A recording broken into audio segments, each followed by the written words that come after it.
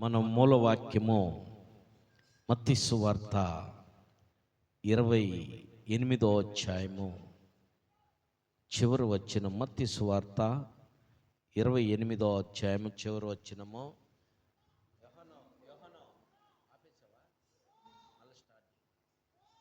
మత్తయి సువార్త 28వ అధ్యాయము చివరి వచనము మన మూలవాక్యము. చదవండి. నేను మీకు ఏ ఏ సంగతులను ఆజ్ఞాపించి ఉన్నానో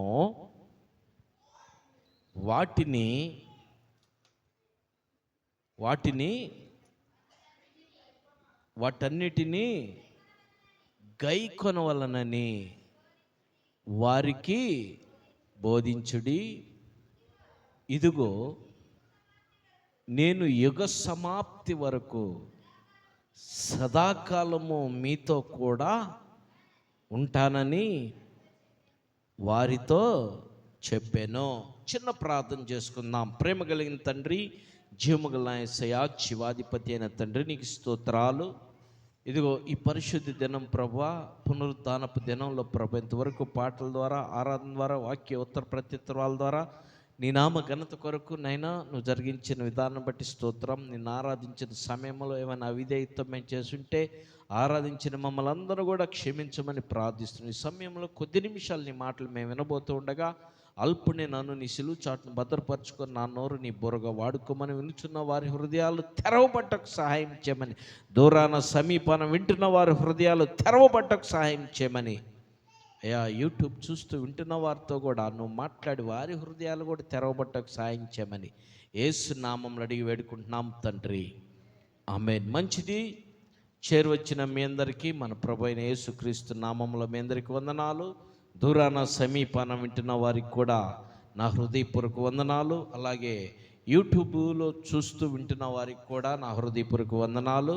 మంచిది. ఈ దినం దేవుడు నాతో మాట్లాడాలి, ఈరోజు నన్ను దేవుడు బలపరచాలి వాక్యాల ద్వారా అని ఇంటికాడే ప్రార్థన చేసుకొని దేవుని సన్నిధికి వచ్చిన వారు మీరెలో ఎంతమంది ఉన్నారు? దేవుడు నాతో మాట్లాడాలి అనుకున్న వాళ్ళు చేతులు ఎత్తండి, మీ కుడి హస్తాలు. నిజంగా దేవుడు నాతో మాట్లాడాలి అనుకున్న వాళ్ళు, రైట్, మంచిది. మీ కొరకు దేవుడు మాట్లాడటానికి సిద్ధంగా ఉన్నాడు. ఈ వాక్యము ద్వారా దేవుడు మిమ్మల్ని బలపరుస్తాడు. నా మాట వినండి. మన క్యూటీ చక్కగా ఆ మాటలో పాటలో అన్నీ పాడుతూ ఉంటుంది. మనం క్యూటీని పట్టించుకోవద్దు. మనం అందరం కూడా వాక్యంలో ఏం చేయాలా? శ్రద్ధ పెట్టాలా. క్యూటీ, మీరందరూ క్యూటీకి మైకి లేదు కాబట్టి ఇప్పుడు పాడుతుంది. ఆ పాటలు మీరు ఎవరు కూడా, సరేనా? రైట్, మంచిది. ఈ సమయంలో దేవుని వాక్యం చదవబడ్డది. మరొకసారి మనము ధ్యానం చేసుకుందాం. ఇప్పుడు చిన్నపిల్లలు అంటూ ఉంటే క్యూటీ, మినీ కూడా పెద్దదైపోయింది కదా. నేను చేసి వచ్చాను, ఇప్పుడు నువ్వు చేసుకో అని. రైట్, మంచిది. చదవండి మరొకసారి. ఆ యొక్క వాక్య భాగంలో ఉన్నటువంటి సత్యాన్ని గ్రహించండి. ఏమనంటే, చదవమ్మా. నేను మీకు ఏ ఏ సంగతుల గురించి ఆజ్ఞాపించితనో వాటినన్నిటినీ గైకొని వలనని వారికి బోధించుడి. ఇదిగో నేను యుగ సమాప్తి వరకు సదాకాలము నీతోనా? మీతో, చాలా జాగ్రత్తగా వినండి. సదాకాలం మీతో కూడా ఉన్నానని వారితో చెప్పాను. జాగ్రత్తగా వినండి. మీతో కూడా, ఈ మాట మీరు అండర్లైన్ చేసి పెట్టుకోండి. మీతో. దేవుడు ఈ మాటలు చూస్తే శిష్యులకు తెలియపరిచినటువంటి మాటలు. ఇదిగో యుగ సమాప్తి వరకు నేను మీతో ఉంటాను. యుగ సమాప్తి వరకు అంటే ఎప్పుడు దాకా చెప్పండి? రైట్, ఇక భూమి మీద ఏ మానవుడు అనేటువంటి వాడు భూమి మీద లేకుండా ఉన్నంత వరకు, యుగ సమాప్తి వరకు మీతో ఉంటానన్నాడు యేసు ప్రభు. ఉన్నాడా లేడా? చెప్పండి. ఉన్నాడు అన్నవాళ్ళు చేతులు ఎత్తండి, లేడు అన్నవాళ్ళు చేతులు మళ్ళా ఎత్తుదరు. ఉన్నాడు నిజంగా అన్నవాళ్ళు చేతులు ఎత్తండి. నిజంగా చెప్పండి అమ్మా. నేను మిమ్మల్ని ప్రశ్న ఖచ్చితంగా అడుగుతా, చేతులు ఎత్తారు కాబట్టి నిజంగా చెప్పండి. యేసు ప్రభు ఉన్నాడా? ఎవరితో? మీతో అన్నాడు. ఇప్పుడు మీరు అంటే మనం అందరం. ఇప్పుడు యేసు ప్రభు మనతో ఉన్నాడా? నిజం చేతులు ఎత్తాలి. ఎంతమంది ఉన్నాడు అంటానికి? సో మీరు అందరూ ఎత్తారు. సరే, మేరీని అడుగుదాం. ఏడి కనపట్టలేదు మాకు, చేయెత్తావు అన్నావు. ఎక్కడున్నాడు? మీ పక్కన ఏడి అమ్మా? అదృశ్య. ఓకే, అదృశ్య రూపంలో. అదృశ్యం అంటే కనిపించకుండా. రైట్, మంచిది. నేను మిమ్మల్ని ప్రశ్నలు అడుగుతున్నానని ఏమి అనుకోవద్దు. కింద పెట్టా, పడేస్తుంది. కింద పెట్టి పడేసి, కింద పెట్టి పడేస్తారు. రైట్, అదృశ్యం అన్నారు. రైట్, మంచిదే.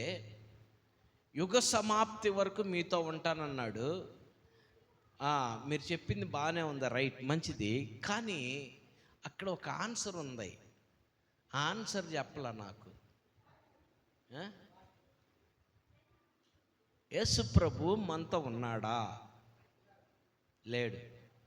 నేను లేడని చెప్తున్నా. నిజం లేడని చెప్తున్నా. ఎక్కడ? బైబిల్లో ఉన్నాడా? బైబిల్లో ఉన్నాడు, వాస్తవమే. వాక్యము దేవుడై వాక్యమే, అంతే. ఓకే, అయినప్పటికీ నేను లేడని చెబుతున్నా. వాట్ ఆన్సర్ ఉంది. మరి మీరు ఎన్ని శ్రద్ధగా వింటేనే మీకు నేను ఎన్నోసార్లు మీకు చెప్పాను.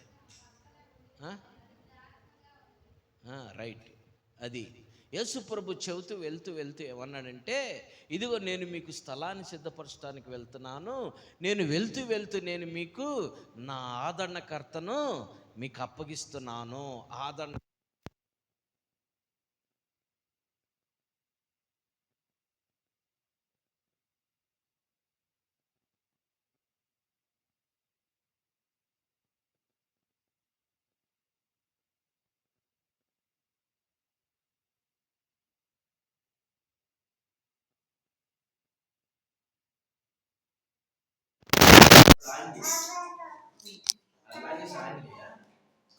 ఆత్మ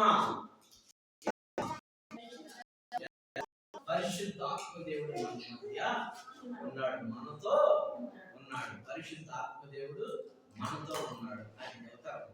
వాస్తవ యేసు ప్రభు ఇచ్చే నోటీస్ ఏంటంటే, నేను వెళ్తూ నా ఆదరణకర్తను మీకు అప్పగిస్తున్నాను. పరిశుద్ధాత్మ దేవుడు మీకు సమస్త పరిశుద్ధాత్మ దేవుడు మిమ్మల్ని సత్యంలోకి నడిపిస్తాడు అని. అవునా కదా? ఇప్పుడు పరిశుద్ధాత్మ దేవుడు మీరు అన్నట్టుగా మన పక్కనే ఉన్నాడు, మనతోనే ఉన్నాడు, మన హృదయంలో ఉన్నాడు. ఫస్ట్ రావాల్సిన ఆన్సర్ ఏంటంటే పరిశుద్ధాత్మ దేవుడు. రైట్, అంతేనా? రైట్, మంచిది. ఇప్పుడు మనతో సదాకాలం ఉంటానన్నాడు. ఉన్నాడు కదా? ఎవరున్నాడు?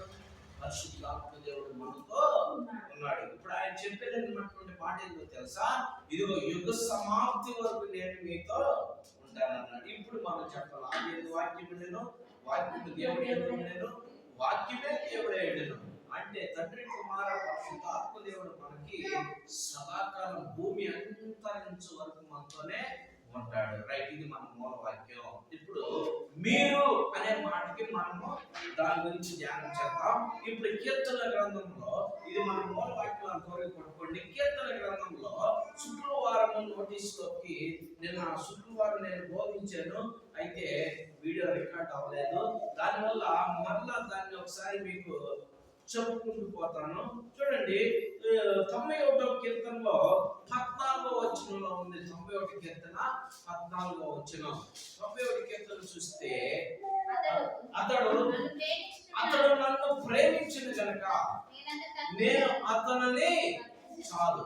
అతడు నన్ను ప్రేమించిన గనుక నేను అతన్ని తప్పించదును అన్నాడు. ఎవరు అన్నాడు?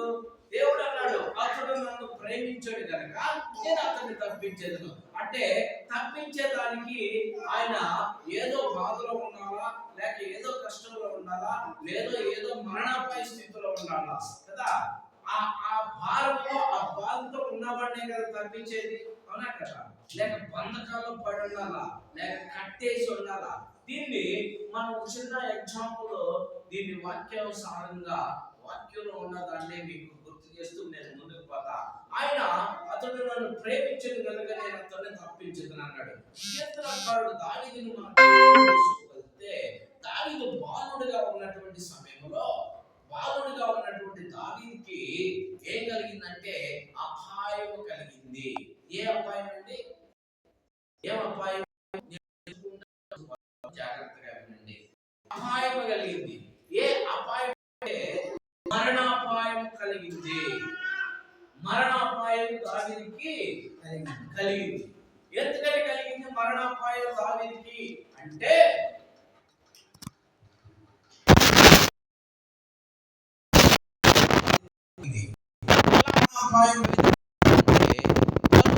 దావీదుకి మరణాపాయం కలిగింది. బాల్యంలోనే మరణాపాయం దావీదుకి కలిగింది. దావీదు మీదకి అటాక్ చేసింది సింహము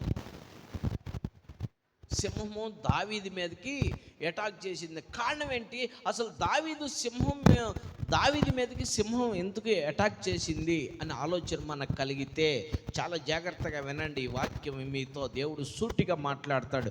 ఎందుకంటే మీరు నాతో మాట్లాడాలని మీరు దేవుడిని అడిగి వచ్చారు కనుక దేవుడు ఈ మధ్యాహ్న కాలం చక్కగా నీతో వివరించి పరిశుద్ధాత్మ దేవుడు నీతో మాట్లాడుతున్నప్పుడు నీ హృదయాలు తెరవబడాలా. దూరాన సమీపన వింటున్న వారు కూడా వారి హృదయాలు తెరవబడే విధంగా పరిశుద్ధాత్మ దేవుడు మాట్లాడుతూ ఉన్నాడు. చూడండి, దావీదుని ఇదిగో సింహం ఎందుకు అటాక్ చేసింది? సింహం దావీదుని అటాక్ చేసేటప్పుడు మరి దావీదుకి మరణాపాయ పరిస్థితే. సింహం మనం జ్ఞాపకం చేసుకోగలిగితే సింహానికి ఒక పేరుంది. ఏం పేరు అది? మృగం అంటే దానికి తన లేదో, కుల భేదం లేదో, ప్రాంతం భేదం లేదో, మాట్లాడినోడు భేదం లేదో, కలరా నలుప ఎరుప తెలుప భేదం లేదో కదా, ఉన్నవాడా లేనివాడా అనేటువంటి భేదం దానికి లేదు. సింహం గుర్తుపెట్టుకోండి. అర్థమైందా? ఎన్నో చెప్పాను. మొదట ఏంది? కుల భేదం లేదు, మత భేదం లేదు, ప్రాంత భేదం లేదు, కలరా తెలుప నలుప భేదం లేదు, ఉన్నవాడా లేనివాడా అనేది భేదం లేదు సింహానికి. సింహం చూసిందంటే మింగేయాలని, నవిలేయాలని, చంపేయాలన్నటువంటి విధానంలోనే ఉండిద్ది సింహం. అయితే ఈ దావీదు మీదకి అటాక్ చేయటానికి కారణం ఏంటంటే, ఎందుకు అటాక్ చేసింది, ఎక్కడ చేసింది అనే దానికి రుజువు చెబుతున్నాను నేను. చూడండి, ఈ దావీదు మీదకి అటాక్ చేసే టయాన దావీదు పరిస్థితి ఏంటంటే, దావీదు వారి యొక్క అన్నదమ్ములు మొత్తం వాళ్ళు 8 మంది. అయితే 7 సౌలు యొక్క ఆర్మీలో పనిచేస్తూ ఉన్నారు. సౌలు దగ్గర ఆ యొక్క పని వీళ్ళు సిపాయిలుగా ఉన్నారు 7. సౌలు రాజు దగ్గర పనిచేస్తూ ఉన్నారు దావీదు అన్నలో. అయితే దావీదు చిన్నవాడుగా ఉన్నాడు. దావీదు ఆ సౌలు దగ్గర పని చేయటానికి వెళ్ళలేదు. కానీ దావీదు వాళ్ళ కుటుంబంలో వాళ్ళ తండ్రి గారికి కొన్ని పశువులు, గొర్రెలు ఉన్నాయి. వీటిని మేపటానికి ఉద్యోగస్తులు అందరూ ఉద్యోగంలో ఉంటే మరి మేపేది ఎవరు? ఇంటికాడ ఖాళీగా ఉన్నవాడే కదా. దావీదు ఖాళీగా ఉన్నాడని వాళ్ళ నాన్న ఏం చేశాడు తెలుసా? ఆ మందని దావీదుకి ఇచ్చాడు. ఒరేయ్ దావీదా, మీ అన్నోళ్ళు చూస్తే ఉద్యోగంలో ఉండారా, వాళ్ళు సెలవులకు వచ్చినప్పుడు చూసుకుంటారులే, అప్పుడు దాకా నువ్వు మాత్రం మేపాల్సిందే ఖచ్చితంగా. ఇదిగో వీటిని తీసుకొని వెళ్ళి పొలంలో మేపో, మనకి వీటి మీదే మన జీవనాధారం అని దావీదుకి తెలియపరిచాడు. ఆనాటి కాలంలో సంపదలు ఏంటంటే పిల్లరా, ఆస్తులు ఏంటంటే పశువులే. ఆనాటి కాలంలో ఆస్తులు సంపాదిస్తున్నారంటే కేవలము పశువులే. మనం ఆలోచన చేస్తే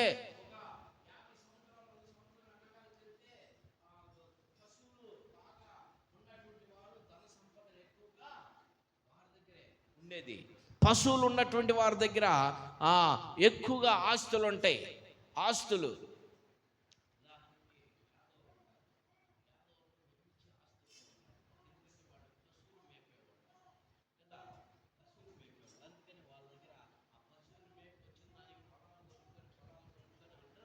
సపరేట్గా బాగా ఉన్నతమైనటువంటి స్థితి.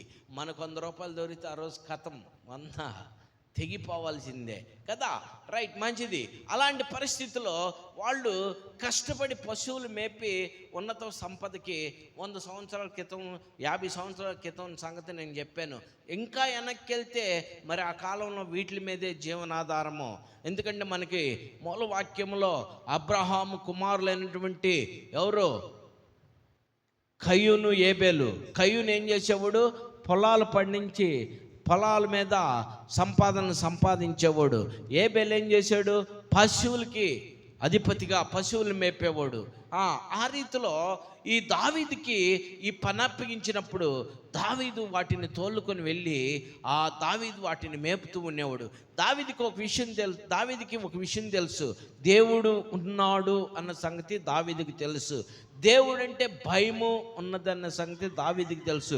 దేవుడు అనేది విషయంలో దేవుడు అంటే భయము భక్తితో దావీదు జీవించాడు. పిల్లారా, దేవుడు అంటే భయం కలిగి భక్తి కలిగి. ఎందుకంటే దావీదుకి ఈ దావీదు ఒక తండ్రి జ్ఞాపకం చేసుకుంటే, దావీదు తండ్రి పేరు ఏం తెలుసా, యెష్షయి. ఆయన యొక్క 4 ఫాదర్స్ వెళ్తే యూదా అంటే స్తుతి.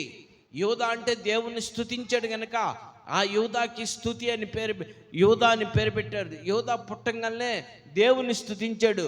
ఆ యూదా సంతానం అంతా కూడా దేవుణ్ణి స్తుతించుకుంటూ వస్తూ ఉన్నారు. ఆ రీతిలో దావీదు కూడా దేవుణ్ణి స్తుతిస్తూ వచ్చాడు. పిల్లారా, అట్టా దేవుని స్తుతిస్తూ గణపరుస్తూ మహింపరుస్తూ ఆయన్ని ఆరాధించుకుంటూ ఉన్నాడు. ఎక్కడో తెలుసా ఆయన్ని ఆరాధించింది? పొలంలో. ఎండకెండుతూ వానకు తడుస్తూ మంచుకు నాన్తో ఆ పొలంలో ఆయన దేవుణ్ణి ఆరాధిస్తూ ఉండేవాడు. కానీ నీకు మంచి ఫ్యాన్లు, మంచి వసత, మంచి అవసరతలో నీకు మంచి చైర్స్, కింద మంచి మ్యాట్లు, మంచి లైటింగ్ అంతా i5లో కూర్చోబెట్టినా నువ్వు దేవుణ్ణి ఆరాధించడానికి రాలేకపోతూ ఉన్నావు కదా. నీకు అన్ని సమృద్ధి, మంచి ఆహారం, మంచి గృహం, మంచి వస్త్రం సమస్తం ఇచ్చినా కూడా దేవుని సన్నిధికి నువ్వు రాలేకపోతున్నావు. కానీ దావీదుకి మ్యాక్సిమం ఒకరోజు వేసిన డ్రెస్సు దాదాపు వారం 10 రోజులు ఆ డ్రెస్సు కంపు కొడుతూ వాసన కొడుతూ ఆ పశువులతో తిరుగుతూ ఉన్నటువంటి దావీదు ఏం చేసేవాడు తెలుసా? ఆయనకి వసత లేకపోయినా సరే దేవుణ్ణి ఆరాధించడం మాత్రము మానలేదు, దేవుణ్ణి గణపరచడం మాత్రము మానలేదు, దేవుణ్ణి కొనియాడటం మాత్రం మానలేదు. పిల్లారా, మరి నువ్వు చిన్న ఛాన్స్ దొరికితే చాలు, చిన్న ఛాన్స్ దొరికితే మానేద్దాము. ఈరోజు దేవుని సన్నిధి మానుకుందాం, ఏం పర్వాలేదు, దేవుని సన్నిధిని వెళ్ళకపోతే ఏం కాదులే అని నువ్వే చిన్న ఉదయం లెగిస్తే ఆదివారం వస్తే లేక శుక్రవారం వస్తే ఏం కాజు దొరికిద్దా దేవుని సన్నిధిని మానేద్దాం మనం అనేటువంటి కాజుల్ని ఎత్తుక్కుంటాం. ఏది దొరికితే అది ఆ కాజుని బట్టి మనం మానుకోవచ్చు. పాస్టర్ గారికి చెప్పచ్చు ఆ కాజు, అన్నా ఈరోజు ఈ పని మీద వెళ్ళాను నేను, అందుకే రాలేకపోయానని. ఓకే, మంచిదే, పాస్టర్ గారికి చెబుతావు. ఎందుకంటే నువ్వు రాకపోతే ఏమన్నంటే మరలా నువ్వు పాస్టర్ మీద ఏం చేస్తావు, అలుగుతావని సరేలే అని తలొపుతాం, అంతేనా? కానీ దేవుడికి లెక్క చెప్పాలి కదా నువ్వు. కానీ దావీదుకి ఏది లేకపోయినా కూడా ఆయన దేవుణ్ణి ఆరాధించాడు. అందుకనే ఆయన గురించి సాక్ష్యం పలికాడు. ఏమని తెలుసా? అతడు నన్ను ప్రేమించాడు, నన్ను ప్రేమిస్తున్నాడు. చూడు, నన్ను ప్రేమిస్తున్నాడంటే దానికి అర్థమైంది, దేవుడంటే ఇష్టపడుతున్నాడు అర్థం. ఇప్పుడు నువ్వు దేవునికి ఇష్టమంటే, నిన్ను కనుగోవాలంటే దేవుడంటే నీకు ఇష్టమని ఎలా కనుక్కోగలుగుతాం చెప్పు? నీకు ఒక ఉదాహరణ నీ దగ్గర ఉంటాయి. ఈ అమ్మాయి దేవుడు అంటే చాలా ఇష్టం అండి అంటే దానికి అర్థం ఏంటి? ఈ అమ్మాయి ఏం చేసిద్ది? ప్రార్థనకి వెళ్ళిద్ది. ఈ అమ్మాయి ఏం చేసిద్ది? బైబిల్ చదువుకుంటుంది. ఈ అమ్మాయి ఏం చేసిద్ది? పాటలు పాడుతూ ఉంటుంది. ఈ అబ్బాయి ఏం చేస్తాడు? ప్రార్థనకి వెళ్తాడు. ఈ అబ్బాయి ఏం చేస్తాడు? వాక్యం చదువుతాడు. ఈ అబ్బాయి ఏం చేస్తాడు? పాటలు బాగా పాడతాడు. దేవుడు అంటే భలే ఇష్టం అండి. మనం సాక్ష్యం చెబుతూ ఉంటాం. ఈ అమ్మాయి ఏంది భలే పాడుతుందంటే, అయ్యో ఈ అమ్మాయి అసలు చర్చికి తెగలిద్దండి, భలే పాడిద్ది పాటలో. మేఘన గురించి వాళ్ళ అమ్మగారు నాకు చెప్పినప్పుడు స్టార్టింగ్లో, అన్న అమ్మాయి బాగా పాడిద్ది అన్న పాటలో, ప్రార్థన అంటే చాలా ఇష్టం అన్న అమ్మాయికి అని సాక్ష్యం చెప్పింది. అట్లా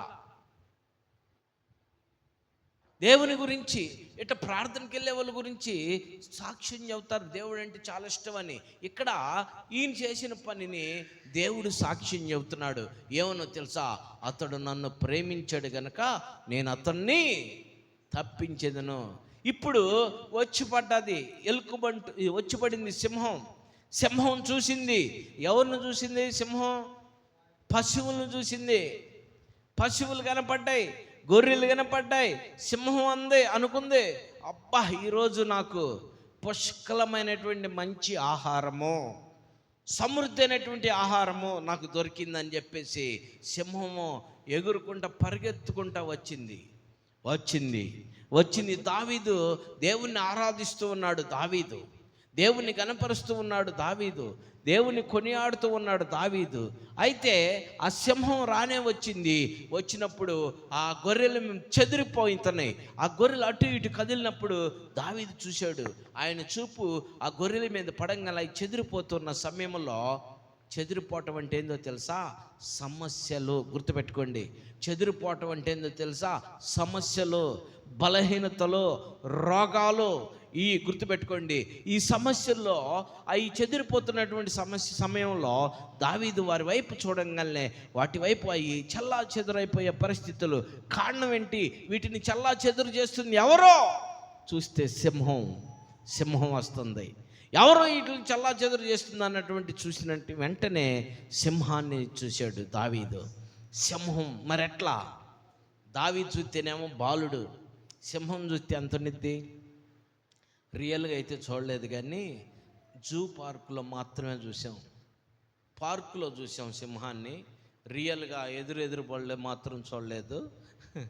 పార్కులో చూసాం. సింహం దాదాపు 6.5 అడుగు ఉండొచ్చాము పొడవు. ఉంటే ఎత్తు 4.5-5 అడుగులు ఉండొచ్చు. కానీ ఏనుగుని సైతమే పడేస్తుంది సింహం. ఏనుగుని సైతమే పడేసిద్ది. గుర్రాన్ని పట్టుకుందంటే పేకనే, గుర్రం మనల్ని ఎక్కించుకొని ఎంత ఫాస్ట్గా పరిగెత్తిద్దో అలాంటి గుర్రాన్ని పట్టుకొని పేక ఫాస్ట్గా పరిగెత్తగలిగింది. ఇంకా మనం ఎంత పాటివారము, ఏ పాటివారు మనల్ని అసలు తిప్పిసిరేసిద్దాము. ఎట్టంటే ఎంత దూరం పోయిద్దో అసలు. దాని గురించి చెప్పాక దానికి ముందు ఇంకో మాట చెబుతున్నా. సింహం అరిస్తేనంట దాదాపు 3 కిలోమీటర్లు వినపడిద్దంట. పులి అరిసినా సింహం అరిసినా 3 కిలోమీటర్లు వినపడిద్దంట సింహం అరిస్తే.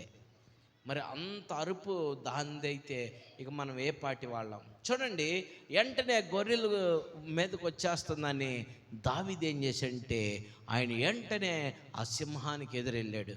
ఇప్పుడు ఎవరిని అటాక్ చేస్తుంది సింహం చెప్పండి? దావీదుని అటాక్ చేస్తుంది. ఎందుకంటే ఎదురు నిలబడింది ఎవరు? దావీదు. ఎదురు నిలబడింది ఎవరు? దావీదు. విశ్వాసులకు ఎదురు నిలబడేది ఎవరు? పోరాటాలకి సేవకుడు కదా. విశ్వాసులకు వచ్చేటువంటి బలహీనతల్లో కానీ, బాధల్లో కానీ, అప్పుల్లో కానీ, రోగాల్లో కానీ మీకు ఎదురు నిలబడేది ఎవరు? సేవకుడు. చూడండి, ఈ దావీదు వాటికి ఎదురు నిలబడ్డాడో, ఆ సింహానికి ఎదురు నిలబడ్డాడో. సింహం అనుకుంటుంది, రే నేను వచ్చింది పశువుల కోసమైతే నాకు నువ్వు ఆహారం అవుతున్నావంటరా అని సింహం వచ్చేసింది దగ్గరికి. నాకు మంచి ఆహారం దొరికిందిలే అని దగ్గరికి వచ్చింది. కానీ దావీదు పక్షం ఎవరున్నారమ్మా? మనం చదువుకున్నాం, మీతో యుగ సమాప్తి వరకు నేను ఉంటానన్నాడు. దావీదు పక్షం ఎవరున్నారు? దేవుడు ఉన్నాడు. సింహం వచ్చేసింది, దగ్గరికి వచ్చినాక ఆ సింహము ఆ దావీదుని అటాక్ చేసే టైంకి ఎగిరి పైన పడే తలకే దావీదు కింద పడ్డాడు. సింహం పైన పడింది. ఆ సింహం పంజుతో దావీదుని కొడుతూ ఉండొచ్చు మ్యాక్సిమం. దావీదు దగ్గర అయితే ఏమి లేవు దాన్ని కొడటానికి, పొడవటానికి. దాని దగ్గర అయితే మంచి పంజులు ఉంటాయి. దాని చేతిలో 4 కొట్టగలిగిద్ది. అది పంజుతో కొడితే దాని గోరు గుచ్చుకుంటే అల్లాడిపోతాం. మనం చిన్న ముళ్ళు దిగితేనే అల్లాడిపోతాం. అలాంటి దాని యొక్క గోరు గుచ్చుకొని గీస్తే చర్మంతో సహా లేసి వచ్చేసిద్ది. భయంకరంగా ఆ పంజుతో కొట్టుండొచ్చు దావీదుని. కానీ ఓర్చుకున్నాడు, ధైర్యంగా నిలబడ్డాడు. దావీదుకి పట్టు దొరికింది. ఆ పైన కింద ఆ నోరును పట్టుకున్నాడు. సైన్యములకు అధిపతి యెహోవా నువ్వే నాకు తోడు అని చెప్పేసి దాన్ని చీల్చేశాడు. హల్లెలూయా! చీల్చి పడేశాడు. పిల్లారా, చప్పట్లు కొడతారు అనుకున్నా, మీకు అర్థం కాలేదట్టుంది. చీల్చి పడేశాడు. ఒక సామాన్యుడు, ఒక బాలుడు సింహాన్ని చీల్చాడంటే, దేవుడు తోడుగున్నాడంటే దేవుణ్ణి ఎంతగా గణపరచాలి, మనం ఎంత గణపరచాలి కదా. దేవునికి మహిమ కలుగును గాక. ఆమేన్. చప్పట్లు కొట్టి ప్రభు నామాన్ని మహింపరుద్దాం. హల్లెలూయా! ఎందుకంటే దావీదు ఆనాటి కాలంలో సింహంతో పోరాడాడు. ఈరోజు నువ్వు ఎన్ని సింహాలతో పోరాడుతున్నావో తెలుసా?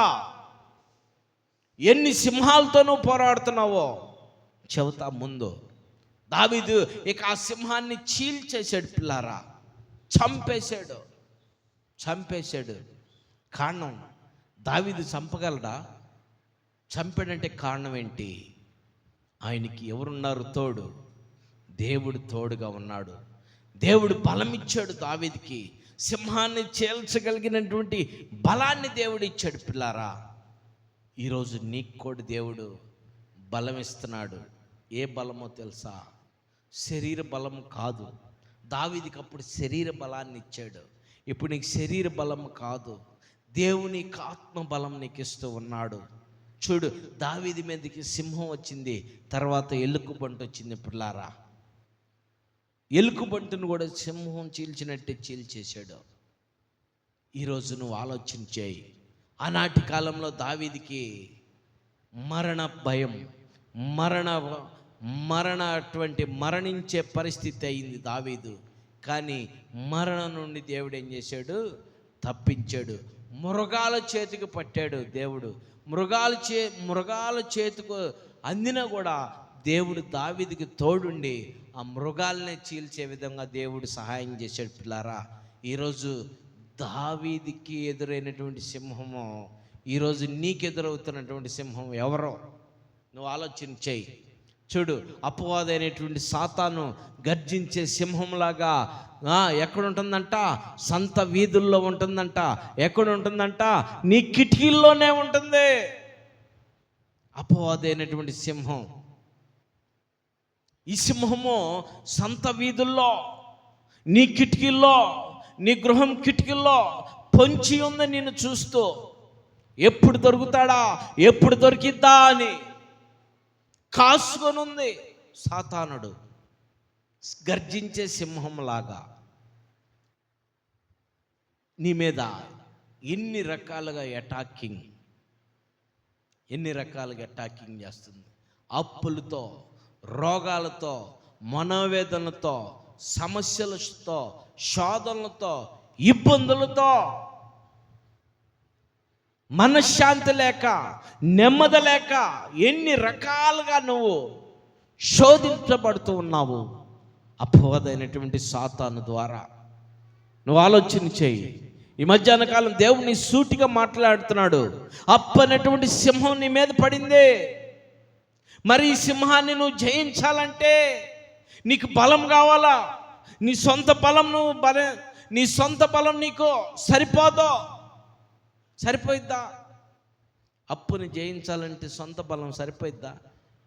అమ్మ నాకు బాగా అప్పు ఉంది, ఒక్కరు సహాయం చేస్తావా, ఒక 10,000 సహాయం చేయవా, డోక్రా కట్టలేకపోతున్నాను, ఇప్పుడు పీకల మీద కూర్చున్నారు 9 మంది, వాళ్ళు కట్టకపోతే నన్ను తెగ తిట్టేటట్టున్నారు, కొట్టేటట్టున్నారు, ఒక్క 10,000 ఇవ్వా, అప్పుగా ఇవ్వా, నేను కట్టి నీకు ఇస్తాను, వచ్చే నెలలో ఇస్తాను అని పక్కన వాళ్ళని వెళ్ళి అడిగితే వాళ్ళు ఏమంటారు?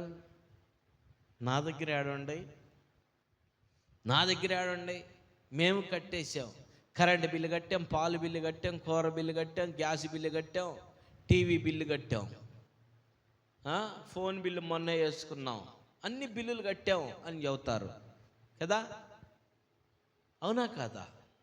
పక్కన వాళ్ళని అడిగితే సరే, ఈ పక్కన వాళ్ళని అడిగితే చెబితే మరి ఇంకొక పక్కన వాళ్ళని అడిగితే అలా అస్సలేవు అంటారు. వీధిలో నువ్వు వెళ్ళి 10,000 పుట్టించుకోగలుగుతావా? నువ్వు నీ బలం సరిపడలేదు, 10,000 పుట్టించుకోలేని పరిస్థితి నీది అప్పు కడతానికి. మరి నీ బలం సరిపడట్లా, మరి నీకంటూ బలం కావాలా. ఏ బలం అది? దేవుని బలం. బలం ఏంటి? ప్రార్థన అనే బలం కావాలి నీకు. నువ్వు ప్రార్థన చేయి, విశ్వాసంతో నీతిగా ప్రార్థన చేయి. ప్రభువా, నిజమే, నేను అప్పు కట్టలేకపోయినయ్యా, అప్పు కట్టడానికి నా దగ్గర ఏమి లేదయ్యా, అయ్యా నేను ఇదిగో 10 మంది నన్ను భయంకరంగా ఇబ్బంది పెడుతున్నారయ్యా, భయంకరంగా శోధిస్తున్నారయ్యా, భయంకరంగా నన్ను తిడుతున్నారయ్యా అని నువ్వు నిజంగా కన్నీరు గార్చి ప్రార్థన చేయగలిగితే ప్రార్థనా బలం నీకు చేకూరుతుంది. ప్రార్థనా బలం నీకు చేకూరిద్ది. చూడండి, రేపే కట్టాలా, నువ్వు రేపే కట్టాలా? పరిస్థితి ఏంటి పరిస్థితి? ఎలా కట్టగలవు? నీకు అందలేదు, నువ్వేమో కన్నీరు కార్చి ప్రార్థన చేసావు, మరి నీ పరిస్థితి ఏంటి? రేపు కట్టాలా? ఏమైద్ది నీకు? చెప్పు ఏమైద్ది? కట్టించుకునేవారినే దేవుడు ఏం చేస్తాడు? ఆపేస్తాడు. హల్లెలూయా. ఎవరైతే నీ దగ్గరికి వచ్చి నిన్ను బలవంతం చేస్తున్నారో వాళ్ళే ఆగిపోతారు నీ దగ్గరికి రావటానికి. కారణం ఏంటో తెలుసా? సెలవు అయింది బ్యాంకుకి. కారణం ఏందో తెలుసా? ఏం చేస్తారు? బంద్ అయింది బ్యాంకుకి. ఈరోజు బ్యాంకుకి కట్టించుకోరో కపురు వచ్చేసిద్ది. వారం దాకా రావద్దు, బ్యాంకుకి సెలవా నడిచిద్ది. కానీ డాక్రా వాళ్ళు కట్టించుకోరు. నేను ఉదాహరణకి చెబుతున్నా. రేపే కట్టాల్సినటువంటి నువ్వు కన్నీరు గార్చి ప్రార్థన చేస్తే వారం దాకా నీకు ఛాన్స్ దేవుడు ఇస్తాడు. ఈ వారం రోజుల్లో నువ్వు పనికి వెళ్ళి ఈ వారం రోజుల్లో నువ్వు సంపాదించుకోవచ్చు. ఈ వారం రోజులు సంపాదించే విధానంగా దేవుడు నీకు చేస్తాడు, కృప చూపుతాడు. ఏమీ పని దొరకపోయినా ఎవరో ఒకరిని తీసుకొచ్చి నీ ముందు నిలబెడతాడు, నీకు ఆ సహాయాన్ని చేయటానికి. పిల్లారా, దేవునికి మహిమ కలుగును గాక. ఇలాంటి చాలా అద్భుతాలు దేవుడు నా పక్షంగా జరిగించాడు. హల్లెలూయా. దేవునికి మహిమ కలుగును గాక. ఇలాంటి ప్రార్థన చేయించుకొని ఎంతో వేదన పడ్డవాళ్ళు, అయ్యా రేపే కట్టాలా, అయ్యా కట్టకపోతే నా వస్తువులు తీసుకెళ్ళిపోతారు, కట్టకపోతే నేను ఇంకా నా బ్రతికే పరిస్థితి లేదు అన్నవాళ్ళు ప్రార్థన చేస్తే దేవుడు నెల రోజుల దాకా ఆపేశారు. రేపొచ్చి తీసుకెళ్తానన్నటువంటి వాళ్ళు ఇప్పుడొద్దు, మేము ఇప్పుడు రాము, నెల రోజుల తర్వాత వస్తాం, అప్పుడు చూసుకుందామని ఆ లెక్కన అట్టే ఆపేసి వెళ్ళిపోయారు. పిల్లారా, దేవునికి మహిమ కలుగును గాక. ఇలాంటి చాలా జరిగింది. కారణం ఏంటో తెలుసా? నువ్వు అడుగుపెట్టు స్థలంలో నేను నిన్ను ఆశీర్వదిస్తాను, అక్కడ ప్రజల్ని ఆశీర్వదిస్తాను, వారు తెలుసుకుంటారు నిన్ను నువ్వెలాంటి వాడువో అని. పిల్లారా, అబ్రహాం జడ్సన్ గారు గత సంవత్సరం క్రితం స్టేజ్ మీద ఆయన సాక్ష్యం ఇచ్చాడు. ఏమనంటే తెలుసా? దేవుని యొక్క శక్తి నువ్వు పొందుకుంటావు, నువ్వెవరికైతే ప్రార్థన చేస్తావో వారికి తెలవబడిద్ది శక్తి, వారు గ్రహించుకునే విధంగా దేవుడు తెలియపరుస్తాడు, వారు రివలైజ్ అయ్యి నీ గురించి సాక్ష్యం చెప్పే విధంగా దేవుడి కృప నీ మీద ఉంది అని సాక్ష్యం చెప్పాడు. లైవ్లో చెప్పాడు. వేల మంది ఉన్నారు అప్పుడు. ఆయన ఎవరో నాకు తెలీదు, నేనెవరో ఆయనకి తెలీదు. ఆన్ ద స్పాటే దేవుని ఆత్మ ఆయనతో మాట్లాడిచ్చింది. పిల్లారా, దేవునికి మహిమ కలుగుగా. ఇలాంటి ఎన్నో అద్భుతాలు జరిగినాయి. కారణం ఏంటో తెలుసా? ప్రార్థన జీవితం నీకు కావాలా? ప్రార్థన పట్టుదల నీకు కావాలా? ప్రార్థన అనేటువంటి విశ్వాసము నీకు ఉండాలా? ప్రార్థన అనే విశ్వాసం నీకు ఉండాలా? ప్రార్థన చేస్తే సమస్తాన్ని పొందుకోగలుగుతాం. పిల్లారా, ఒక మాట చెప్పగలనా? ఒక మాట చెబుతాను, వినగలరా? చూడండి, నువ్వు ఫోన్ చేస్తేనే నిమిషం పట్టొచ్చామో, ప్రార్థన చేస్తే సెకండ్స్లో దేవుడు అందుకుంటాడు. పిల్లారా, ప్రార్థన జీవితం. అందుకనే దేవుడు ఏం చేశాడు తెలుసా? ఆ యొక్క దావీదుకి విజయాన్ని ఇచ్చాడు. ఆ దావీదుని ఏం చేశాడు? తప్పించాడు. ఏమన్నా తెలుసా? ఆయన మరణాపాయ స్థితిలో ఉన్నవాడిని తప్పించాడు. కారణం ఏంటో తెలుసా? అతడు నన్ను ప్రేమించిన గనక నేను అతన్ని తప్పించేదను. 15వ వచనం చూడు, 2వ వచనం చదివితే, అతడు నాకు నా నామము నెరిగిన వాడు గనక నేను అతన్ని ఘనపరిచెదను. అతడు నా నామాన్ని ఎరిగిన వాడు గనక నేను అతన్ని ఘనపరిచేదను. ఎవరంట? నా నామం ఎరిగి ఉన్నవాడు. ఎట్ట ఎరిగి ఉన్నాడు ఈయన? సౌలు రాజరికాన్ని పోగొట్టుకున్నాడు. పిల్లారా, ప్రవక్త అనేటువంటి సమూయేలు రాజుని తయారు చేయటానికి దేవుడు పంపించాడు. రాజుని అభిషేకించడానికి దేవుడు దావీదు దగ్గరికి పంపిస్తే, దావీదు దగ్గరికి వెళ్తే అభిషేకించే సమూయేలు ఏమన్నాడు? దావీదుని చూసి దేవుడు తన్నాడు, ఓ భలే ఒడువయ్యా నువ్వు, నేను ఇంత దూరం నడుచుకుంటూ వచ్చింది ఇదిగో ఈడి కోసమా అన్నాడు, ఈ బుడ్డోడు కోసమా అన్నాడు. కానీ వెంటనే సమూయేలుతో దేవుడు చెప్పాడు తెలుసా? సమూయేలు, నువ్వు నడుచుకుంటూ వచ్చావు కరెక్టే, కానీ నువ్వేం చూస్తున్నావు తెలుసా? పై రూపాన్ని చూసావు, ఈ స్ట్రక్చర్ చూస్తున్నావు. నువ్వు పై రూపాన్ని చూసావు, కానీ నేను అంతర్యం ఎరిగిన వాడిని, నేను హృదయాన్ని చూసిన వాడిని, నేను హృదయం చూసి నిన్ను పంపించినటువంటి వాడిని. నువ్వు పై రూపం చూసే ఇంత భయపడిపోయేవే, ఇంత గలిబిల్లయ్యేవే, నేను హృదయాన్ని చూసిన వాడిని. పిల్లరా, చాలామంది నన్ను కూడా చాలామంది పైరూపం చూస్తారు. పైరూపం చూసి నన్ను రకరకాలుగా అనుకుంటారు, రకరకాలు దూషిస్తారు, రకరకాలుగా మాట్లాడతారు. నన్ను మాట్లాడిన వాళ్ళందరూ కూడా దేవుడు ఏం చేస్తాడు తెలుసా?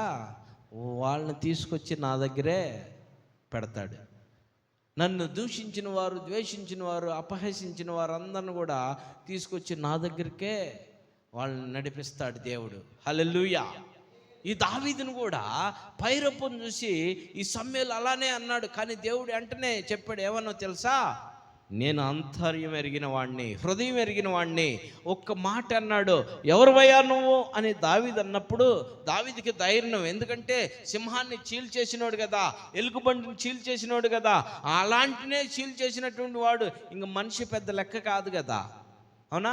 ఎవరివయ్యా నువ్వు అంటే ఈయన అన్నాడు, సమూయేలు, అయ్యా నా పేరు సమూయేలు అన్నాడు. అంతే. సమూయేలా?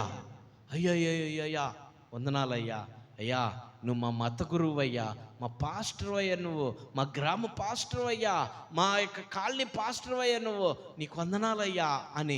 అయ్యో పాస్టర్ గారు, నువ్వు నా దగ్గరకు వచ్చావు కదా, నేను నీకేమీ లేకపోతున్నాను పాస్టర్ గారు, ఇదిగో నా దగ్గర ఉండటానికి నీకు ఇయటానికి నా దగ్గర ఏమి లేదో, ఇదిగో ఈ యొక్క కమ్మలు తప్ప నా దగ్గర ఏమి లేదయ్యా పాస్టర్ గారు, నీకు ఇయటానికి నేను పశువులు మేపుకునేవాడిని, నా దగ్గర నీకు ఇయటానికి ఏమి లేదయ్యా పాస్టర్ గారు అని ఎప్పుడైతే అన్నాడో, సమూయేలు గర్వించినటువంటి గర్వం వెంటనే దేవుడితో ఏం చెప్పాడు తెలుసా? అయ్యో నువ్వు మామూలోడువు కాదు బాబు, నువ్వు మామూలోడువు కాదు, నేనేందో అనుకున్నాను, నిజమే నువ్వు చెప్పినట్టు చాలా కరెక్ట్. అయ్యో ఈ బుడ్డోడు సామాన్యుడు కాదు, నన్ను గుర్తుపట్టేశాడు. అయ్యో మా మత గురువు అంటున్నాడు. నిజంగా నీ ఆలోచనలు వేరు, మనుషుల ఆలోచన, మా ఆలోచనలు వేరు. ఎంత భక్తుడైనా ఎంత ప్రవక్తలైనా, ఏ అధికారైనా మనుషుల ఆలోచనలు వేరు, దేవుడు ఆలోచనలు వేరు. ఎంత నాయకుడైనా సరే మనుషుల ఆలోచనలు వేరు, దేవుడు ఆలోచనలు వేరు. నీ ఆలోచన దేవుడు చూస్తాడు, నీ ఆలోచన ఏ నాయకుడు చూడలేడు, నీ ఆలోచన ఏ మనుషుడు కూడా పట్టించుకోడు నీ ఆలోచనని.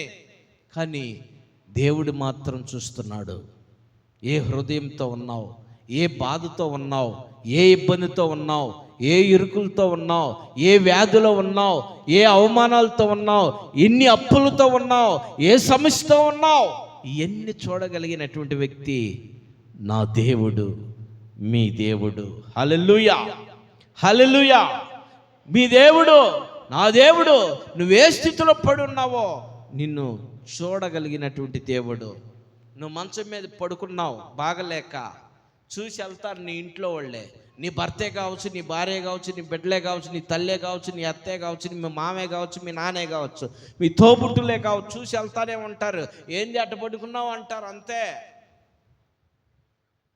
కానీ నువ్వు పడే బాధ ఎవరు చూస్తున్నారు? దేవుడు చూస్తున్నాడు పిల్లారా. అందుకనే ఈయన కంగు తిన్నాడు సమూయేలు. ఎందుకని తెలుసా? నా నామము ఎరిగిన వాడు, ఇక్కడ ఆ మాట, అతడు నా నామము ఎరిగిన వాడు గనుక నేను అతన్ని గనపరిచేదను. నా నామం ఎరిగిన వాడు. సమూయేలు అడిగినప్పుడు నువ్వు మా మత గురువు అయ్యా, మా పాస్టర్ అని చెప్పగలనే సమూయేలు సైతమే, అభిషేకించేవాడు సైతమే ఏమైపోయాడు? అదిరిపోయాడంట. ఒక్క మాట జరిగిన సంఘటన మీకు చెప్పాలని ఆశపడుతూ ఉన్నాను. ఆ మాట మీకు చెబుతున్నాను. ఇది నిజం.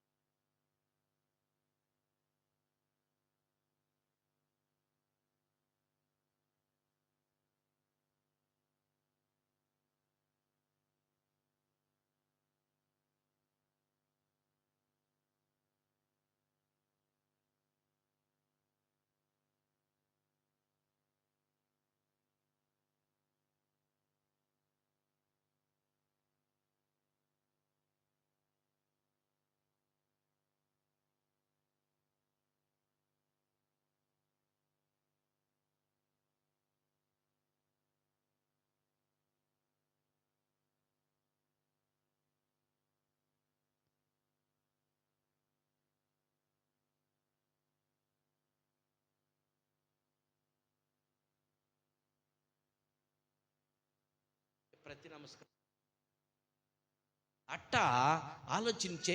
ఈ యొక్క సమూయేలు కూడా ఎప్పుడైతే మా మత గురువు అనంగానే వెంటనే ఆయన కూడా రివలైజ్ అయిపోయాడు, అమ్మో సామాన్యుడు కాదయ్యో.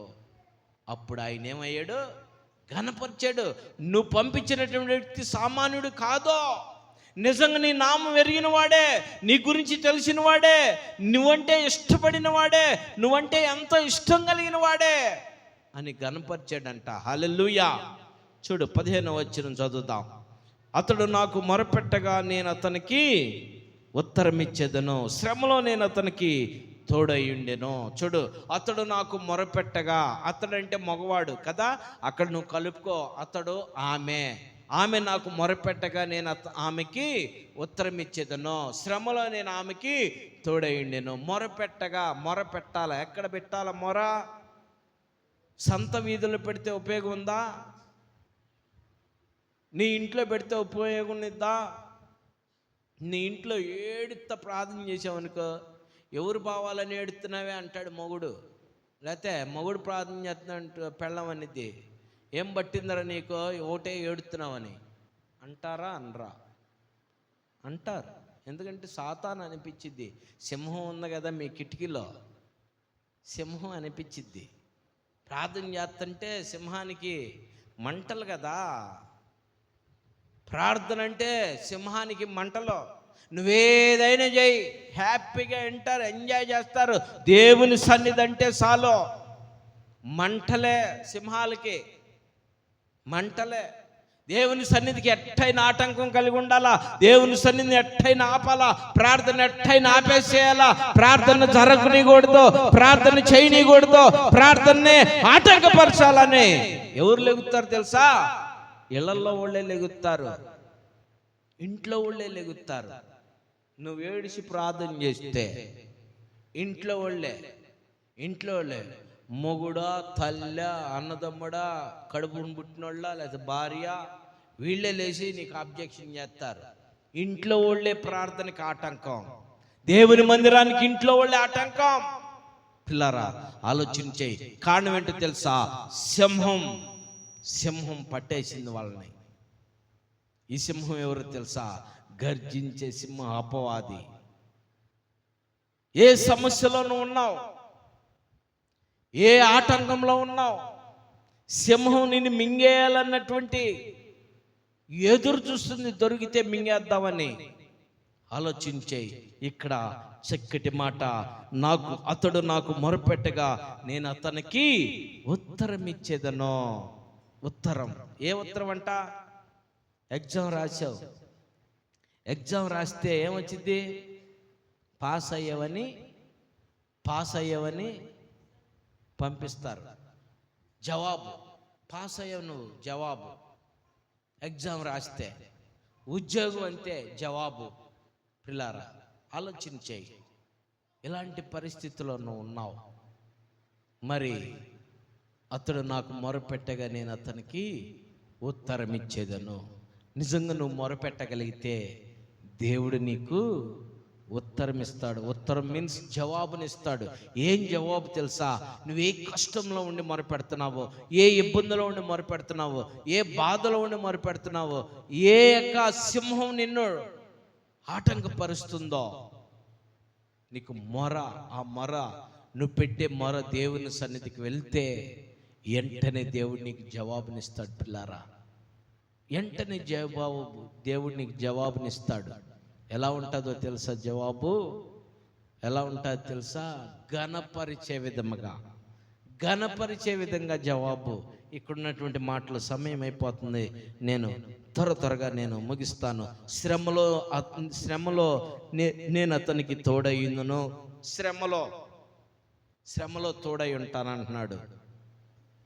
శ్రమలో తోడై ఉంటానన్నాడు. అతన్ని విడిపించి అతన్ని గొప్పగా చేసేదని అంటున్నాడు. దీర్ఘాయువు చేత అతన్ని తృప్తిపరిచేదను, మరియు నా రక్షణ అతనికి చూపించేదను. దీర్ఘాయువు చేత. పిల్లరా, హాస్పిటల్కి వెళ్ళినటువంటి వారు ఇక లేదు ఈయన అని చెప్పినటువంటి పరిస్థితుల్లో ఈ రోజుకి గొప్పగా బ్రతుకుతున్నటువంటి వారు ఉన్నారు. పిల్లారా, గొప్పగా బ్రతుకుతున్నటువంటి వారు. నేను ఒక మాట మీకు చెప్పి ముగిస్తా. యేసన్న గారిని జ్ఞాపకం చేస్తున్నాను మీకు. యేసన్న గారు 17 సంవత్సరాలకే క్యాన్సర్. ఆయనకి రక్తం కక్కుంటూ రోడ్ల మీద తిరుగుతూ రక్తధారతో ఆయన దగ్గుతూ ఆ క్యాన్సర్తో అల్లాడిపోతూ ఉన్నటువంటి ఆయన, ఇక చచ్చిపోతాడు అన్నటువంటి ఆయన, ఆహారం కూడా లేక ఊర్ల మీద తిరిగినటువంటి ఆయన, ఈ రోజున వేల మందికి ఆత్మీయ తండ్రి అయ్యాడు ఆయన. హల్లెలూయా. వేల మందికి, లక్షల మందికి ఆత్మీయ తండ్రి అయ్యాడు ఆయన. వేల సంఘాలు ఉన్నాయి ఆయన, వేల మందిరాలు ఉన్నాయి ఆయనకి. వేల మంది ఆయన్ని ఆత్మీయ తండ్రిగా ఆయన్ని ఏర్పాటు చేసుకున్నాడు. వేల మందికి. ఆయనకి ఒక్క కొడుకు, ఒక్క కూతురు కూడా లేరు, కానీ వేల మందికి తండ్రి ఆయన. ఆత్మీయ తండ్రి. పిల్లారా, మనకు కూడా ఆత్మీయ తండ్రి ఆయన. ఎందుకంటే ఆయన పాటలే ఎక్కువ మనం పాడుకునేది, ఆయన పాటలే మనం ఎక్కువ పాడుకునేది. పిల్లారా ఆలోచించే. వేల మందికి ఆయన ఆత్మీయ తండ్రి. కారణం ఏంటో తెలుసా? ఇక లేడు అన్నటువంటి ఆయన్ని వేల మందికి, లక్షల మందికి ఆత్మీయ తండ్రిగా దేవుడు ఏర్పాటు చేశాడు. బైబిల్లో సంగతి కూడా ఒక మాట చెప్పి నేను ముగిస్తా. అబ్రహాముకి పిల్లలు లేరు, అబ్రహాంకి పిల్లలు లేకపోతే అబ్రహాం దగ్గరికి దేవుడు పిలిచి అబ్రహాంకి ఏం చెప్పాడు తెలుసా? నువ్వు ఇదిగో ఆకాశం వైపు చూడు అన్నాడు. చూశాడు, ఏం కనపడుతుందంటే నక్షత్రాలు కనపడే. ఏంటంటే అమ్మో అవి నన్నేళ్ళు లెక్కేయమంటావయ్యా అన్నాడు. అంతమంది నీ పిల్లలను చేస్తానన్నాడు. భూమి మీద చూడమన్నాడు. చూశాడు, ఇసుక పట్టుకో అన్నాడు. పట్టుకున్నాడు. ఎంత లెక్కేయి అన్నాడు. అమ్మో ఇసుక నేనే లెక్కేస్తానయ్యా, అంతమంది పిల్లలను చేస్తానన్నాడు. ఈ సింహం ఇప్పుడు వాళ్ళమే పడినట్టుంది. అర్థమైందా? ఇంతమంది పిల్లల్ని ఈరోజు నువ్వు నేను మనం అందరం కూడా ఎవరు సంతానం? ఎవరు పిల్లలు? మనం అబ్రహాము సంతానం. హల్లెలూయా. దేవుడు నీ జీవితంలో వాగ్దానం చేశాడంటే నువ్వన్నా మర్చిపోతావు కానీ దేవుడు మర్చిపోడు. హల్లెలూయా. ఎప్పుడు దాకో తెలుసా? ఆ వాగ్దానం నీ జీవితంలో నెరవేరేంత వరకు దేవుడు మర్చిపోడు, కానీ నువ్వు మర్చిపోతావు. చిన్న విషయాలకు కూడా చిన్న విషయాలకు కూడా నువ్వు మర్చిపోతావు దేవుణ్ణి మర్చిపోవటం అంటే ఏందో తెలుసా? దేవుని సన్నిధినే. గుర్తుపెట్టుకో. నేను ఇంట్లో ప్రార్థన చేసుకుంటున్నాను, నేను ఇంట్లో వాక్యం చదువుకుంటాను, నేను ఇంట్లో పాడుకుంటాను అంటే కుదరవయ్యి. దేవుని సన్నిధికి వచ్చి దేవుణ్ణి ఆరాధించాలా. 6 దినాలు కష్టపడి 7వ దినం నా సన్నిధికి వచ్చి నన్ను ఆరాధించమన్నాడు. మరి నువ్వు ఏయో మనసులో పెట్టుకొని ఏయో నువ్వు తలుస్తూ దేవుని సన్నిధిని విడిచిపెడితే దేవుణ్ణి మర్చిపోయినట్టే నువ్వు. కానీ నీకు నెరవేర్చినటువంటి మాట దేవుడు, ఆయన నువ్వు మరణించేంత వరకు అది మర్చిపోడు. గుర్తుపెట్టుకో. నువ్వు ఒకటి నీ జీవితంలో అడిగావంటే దేవుడు అది నీకు ఈయటానికే ఎదురు చూస్తూ ఉంటాడు. కానీ పొందుకుంటానికి నువ్వు సిద్ధపాటులో ఉండవా లేదా నువ్వు ఆలోచించాయి. గవర్నమెంట్ వారు జీతాలు ఇయటానికే ఉండారు, మరి పొందుకుంటానికి మనం సిద్ధంగా ఉండాలి కదా. ఆమె బాగా చదివి బీఈడీ చదివి డిఎస్సి కొడితే ఉద్యోగం, నెలకి జీతం వచ్చినట్టే. అది సంపాదించుకుంటానికి ఆమె సిద్ధంగా ఉండాలి. ఈమెయినా అంతే, ఇంకొకళ్ళైనా అంతే, ఇంకొకళ్ళైనా. ఇప్పుడు వాళ్ళు బాగా చదువుకొని పోలీసులు అయితే వాళ్ళు జీతం వచ్చిద్ది. గవర్నమెంట్ ఇయటానికే ఉండారు, తీసుకుంటానికి ఎవరు ఉండాలా? మనం ఉండాలి. మాకు పెన్షన్లు ఇస్తారు, 1వ తారీఖు రెడీగా ఉంటాం, కాసుకొని మిషన్ గన్ పెట్టుకొని. ఉండారా షూట్ చేద్దాం, కంటి చూపుతో కాల్చుకొని ఆడికెళ్ళి తీసుకుంటాం. అవునా? రైట్. అట్లా తీసుకుంటానికి మనం సిద్ధంగా ఉండాలి. ఈటానికైనా సిద్ధంగా ఉన్నాడు. ఈ మాటలు మరొకసారి మూలవాక్యం చూసుకొని ముగించుకుందాం. ఏమన్నాడు అక్కడ? సదాకాలం. చదవమ్మా మరొకసారి. 28వ అధ్యాయం 20వ వచనం చివరి వచనం చదువు. నేను మీకు ఇప్పుడు నేను మీకు ఏ సంగతులు ఆజ్ఞాపించి ఉన్నానో వాటిన్నిటిని నువ్వు గైకొని వాళ్ళనో వారికి బోధించుడి. ఏమేం మాటలు చెప్పానో దేవుని సన్నిధికి వచ్చినట్టు మీరు రాకున్నటువంటి వారికి ఈ సంగతులన్నీ మీరు చెప్పి వారికి బోధించాలా. అరే, మన మీదకి, మన కుటుంబాల మీదకి, మన గృహాల మీదకి, మన వీధుల్లోకి ఎవరిని మింగుదామని సింహం గర్జించి ఉందరా. దేవుని సన్నిధికి వస్తే ఆ సింహం నుండి మనము విడుదల పొందుతాం రా. ఆ అపాయాల నుండి మనం విడుదల పొందుతాం, ఆ శ్రమల నుండి మనం విడుదల పొందుతాం, ఆ కష్టాల నుండి మనం విడుదల పొందుతాం, ఆ వ్యాధుల నుండి మనం విడుదల పొందుతాం, అప్పుల నుండి మనము విడుదల పొందుతాం. లేకపోతే నీ ప్రాణం పోయేంతవరకు అప్పు కడతానే ఉండాల్సింది, వడ్డీల మీద వడ్డీలు. గుర్తుపెట్టుకో. ఆ సింహం నిన్నట్ట ఆపేసేసిద్ది, ఆపేసిద్ది. పాము కనపడంగానే అక్కడ అయిపోతాం మనం కదా. అది వెళ్ళిపోయేంత వరకు, అది వెళ్ళకుండా అంతే ఉంటే మనం కూడా అక్కడే ఉంటాం. అట్లా అన్నమాట పిల్లారా, ఆలోచించి. అందుకనే ఇది చూడండి, అందుకనే నువ్వు ఖచ్చితంగా నీ రానటువంటి నీ కుటుంబీకులు నువ్వు తెలియపరచు. దేవుని సన్నిధికి వస్తేనే దేవుడు మనల్ని ఆశీర్వదిస్తాడు, మనల్ని ఆయన ఆదుకుంటాడని నువ్వు తెలియపరచాలా. దేవుని సన్నిధిలో మనం ప్రార్థించి మనం పొందుకోవాలని తెలియపరచాలా. అప్పుడు నేను యుగ సమాప్తి వరకు సదాకాలం మీతో కూడా ఉంటాను. యుగ సమాప్తి వరకు. ఎప్పటి వరకు అంట? నువ్వు భూమి మీద జీవించినంత వరకు నీతోనే ఉంటాడు ఆయన. నువ్వు భూమి మీద జీవించినంత కాలము నీతోనే ఉంటాడు. నీ కోరికలన్నీ నెరవేర్చడానికి, నీ తలంపులన్నీ నెరవేర్చడానికి, నీ ఉద్దేశాలన్నీ నెరవేర్చడానికి ఆయన నీతోనే ఉంటాడు, అవన్నీ నెరవేరుస్తాడు. కానీ నువ్వు పొందుకోగలగటానికి నువ్వు ఎలా ఉండాలంటే నీకు నువ్వు రియలైజ్ అవ్వాలి. కనుక దేవుడు ఈ మాటలు ఈరోజు నీతో సూటిగా మాట్లాడాడు. దేవుడు ఈ మాటలు దీవించును గాక. ఆమెన్. ఈ కొద్ది మాటలు దేవుడు తన ఏడుకల్లో దీవించి ఆశీర్వదించును గాక. ఆమెన్. మంచిది. చిన్న ప్రార్థన చేసుకుందాం. చిన్న ప్రార్థన. ప్రేమ కలిగిన తండ్రి, చిమ్మగల యేసయ్య, ఈ మాటలు విన్నవారు దూరాన సమీపాన యూట్యూబ్ చూస్తూ విన్నవారు అందరితో మాట్లాడినందుకు స్తోత్రాలు. నిజంగా వారి కుటుంబాలనైనా రివలైజ్ అయిన నీ సన్నిధికి వచ్చినైనా నీ మాటలకు లోబడి ప్రభా అయ్యా నీ రక్షణ పొందుకునే కృప ప్రతి ఒక్కరికి దయచేయమని యేసు నామములో అడిగి వేడుకుంటున్నాం తండ్రి. ఆమేన్. మంచిది.